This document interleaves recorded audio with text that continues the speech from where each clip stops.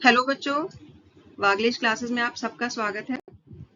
बच्चों, हम हिंदी की बुक क्षितिज के लेसन नंबर 4 जिसका नाम है सांवले सपनों की याद, इसकी रीडिंग कर चुके हैं।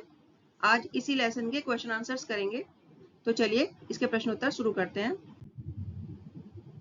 जिसका पहला प्रश्न है, किस घटना ने सालिम अली के जीवन की दिशा को बदल दिया और उन्हें पक्षी प्रेमी बना दिया? जिसका उत्तर है, सालिम अली के बचपन के दिनों में उनकी एयरगन से घायल होकर नीलेकंठ की गौरैया गिर गई थी।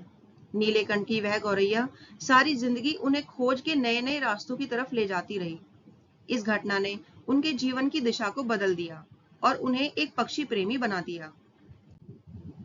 अगला प्रश्न है, सालिम अली ने पूर्व प्रधानमंत्री के सामने पर्यावरण से संबंधित किन संभावित खतरों का चित्र खींचा होगा कि जिससे उनकी आंखें नम हो गई थी? जिसका उत्तर है, सालिम अली ने केरल की साइलेंट वैली को रेगिस्तानी हवा के झोंकों से बचाने का अनुरोध लेकर पूर्व प्रधानमंत्री चौधरी चरण सिंह से मिलकर उन्हें समझाया होगा कि कैसे रेगिस्तानी हवाएं साइलेंट वैली के पेड़ पौधों और वन्य जीवों को नुकसान पहुंचा सकती हैं तथा मनुष्यों द्वारा जंगलों की कटाई, प्रदूषण आदि किए जाने के कारण पक्षियों के आवास नष्ट हो रहे हैं, जिससे उनकी संख्या में कमी आ रही है और कुछ प्रजातियां विलुप्ति की कगार पर पहुंच रही हैं। यदि पर्यावरण का संरक्षण नहीं किया गया तो इसके भयानक परिणाम होंगे। इस गंभीर और मार्मिक चित्रण ने ही चौधरी साहब की आंखों को नम कर दिया होगा, क्योंकि वे प्रकृति और मिट्टी के प्रति गहरा लगाव रखते थे।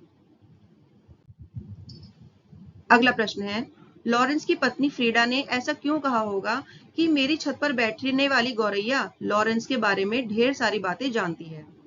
जिसका उत्तर है, फ्रीडा लॉरेंस ने ऐसा इसलिए कहा होगा कि मेरी छत पर बैठने वाली गौरैया लॉरेंस के बारे में ढेर सारी बातें जानती है, क्योंकि वे यह बताना चाहती थी कि लॉरेंस प्रकृति से कितना प्रेम करते थे।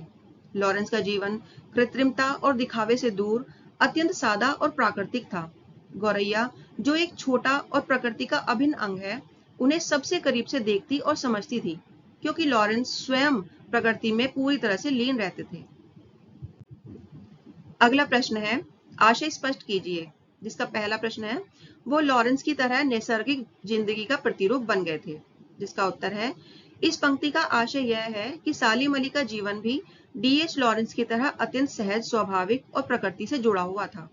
जैसे लॉरेंस के बारे में उनकी पत्नी ने कहा था कि उन्हें समझने के लिए छत पर बैठी गौरैया भी काफी थी, उसी प्रकार सालिम अली का जीवन भी किसी बनावटीपन या दिखावे से रहित था। वह प्रकृति के साथ इतना एकाकार हो गए थे कि उनका पूरा अस्तित्व ही प्रकृति का जीता जागता उदाहरण बन गया था। उन्होंने अपने जीवन को प्रकृति के संरक्षण और पक्षियों के अध्ययन के लिए समर्पित कर दिया था। अगला प्रश्न है, कोई अपने जिस्म की हरारत और दिल की धड़कन देकर भी उसे लौटाना चाहे तो वह पक्षी अपने सपनों के गीत दोबारा कैसे गा सकेगा? जिसका उत्तर है, यह पंक्ति सालिम अली के निधन के बाद उनके वापस न आने की अटल सच्चाई को दर्शाती है। इसका आशय यह है कि सालिम अली का जीवन एक ऐसे अनूठे पक्षी के समान था जिसने अपना जीवन पक्षियों के लिए कार्य करके पूरा कर लिया और अब वह मृत्यु की गोद में समा गया है। जिस प्रकार एक मृत पक्षी को कोई भी अपनी शारीरिक ऊर्जा या धड़कन देकर जीवन वापस नहीं दे सकता और न ही वह पक्षी अपने पुराने सपनों और गीतों को दोबारा गा सकता है, उसी प्रकार सालिम अली भी अब वापस नहीं आ सकते। अगला प्रश्न है, सालिम अली प्रकृति की दुनिया में एक टापू बनने की बजाय अथाह सागर बनकर उभरे थे। जिसका उत्तर है, इस पंक्ति का आशय यह है कि सालिम अली का प्रकृति प्रेम और पर्यावरण के प्रति उनका योगदान किसी सीमित दायरे तक बंधा हुआ नहीं था, बल्कि वह अत्यंत विस्तृत और गहरा था। एक टापू सीमित होता है, उसका अपना एक निश्चित क्षेत्र होता है। इसके विपरीत एक अथाह सागर विशाल, असीमित और गहरा होता है, जिसमें अनगिनत जीवन और रहस्य समाहित होते हैं।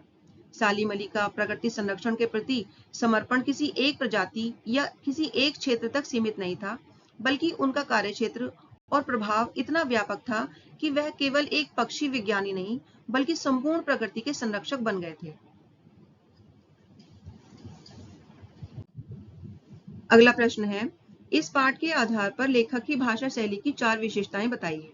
जिसका उत्तर है, पाठ के आधार पर लेखक की भाषा शैली की 4 विशेषताएं इस प्रकार से हैं। इसमें पहला है भावनात्मक। लेखक सालिम अली के प्रति अपनी भावनाओं और पीड़ा को मार्मिक शब्दों में व्यक्त करते हैं। नंबर 2, चित्रात्मक, वे अपनी बात समझाने के लिए तस्वीरों का सुंदर प्रयोग करते हैं, जैसे सुनहरे परिंदों के खूबसूरत पंख।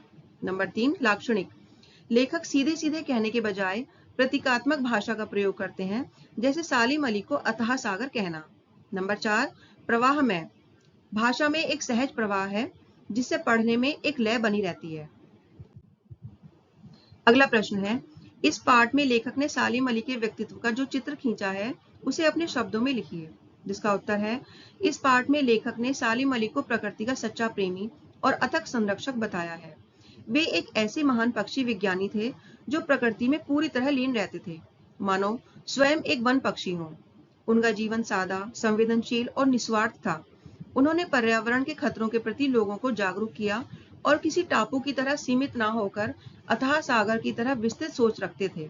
उनका व्यक्तित्व इतना सहज था कि वे नैसर्गिक जीवन के प्रतिरूप बन गए थे। अगला प्रश्न है, सांवले सपनों की याद शीर्षक की सार्थकता पर टिप्पणी कीजिए।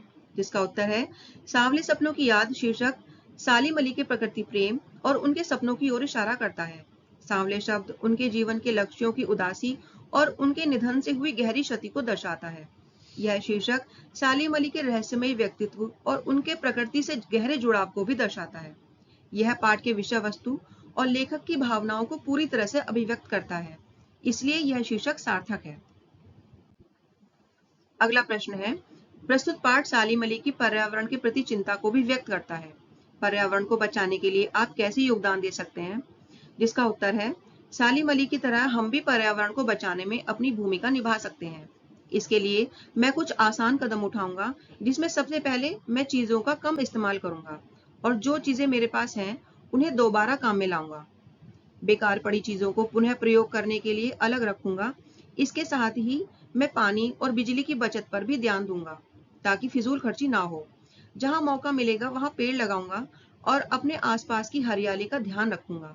सबसे जरूरी बात, मैं दूसरों को भी पर्यावरण को साफ और सुरक्षित रखने के लिए समझाऊंगा। इस तरह हम सब मिलकर अपनी प्रकृति को बचा सकते हैं। अगला प्रश्न है, पाठ्येतर सक्रियता। अपने घर या विद्यालय के नजदीक आपको अक्सर किसी पक्षी को देखने का मौका मिलता होगा। उसी पक्षी का नाम, भोजन खाने का तरीका, रहने की जगह और अन्य पक्षियों से संबंध आदि के आधार पर एक चित्रात्मक विवरण तैयार करें। जिसका उत्तर है, मेरे घर के पास अक्सर गौरैया दिखती है। यह एक छोटी भूरे सफेद रंग की चिड़िया है जो अनाज, कीड़े और खाने के टुकड़े खाती है। यह घरों की दरारों पर, पेड़ों पर घोंसले बनाती है। गौरैया झुंड में रहती है और चींची आवाज में माहौल को खुशनुमा बनाती है। हालांकि कभी कभी अन्य चिड़ियों से इसकी हल्की नोकझोंक भी हो जाती है। तो बच्चों, इस लेसन के क्वेश्चन आंसर्स यहीं पर समाप्त हो जाते हैं। आशा करती हूँ आपको सभी प्रश्नों के उत्तर सही से समझ में आए होंगे। अगर आपको ये वीडियो पसंद आई है तो वीडियो को लाइक करें, शेयर करें और चैनल को सब्सक्राइब करना ना भूलें, ताकि आने वाली वीडियोस आप तक पहुंच सके। Thank you.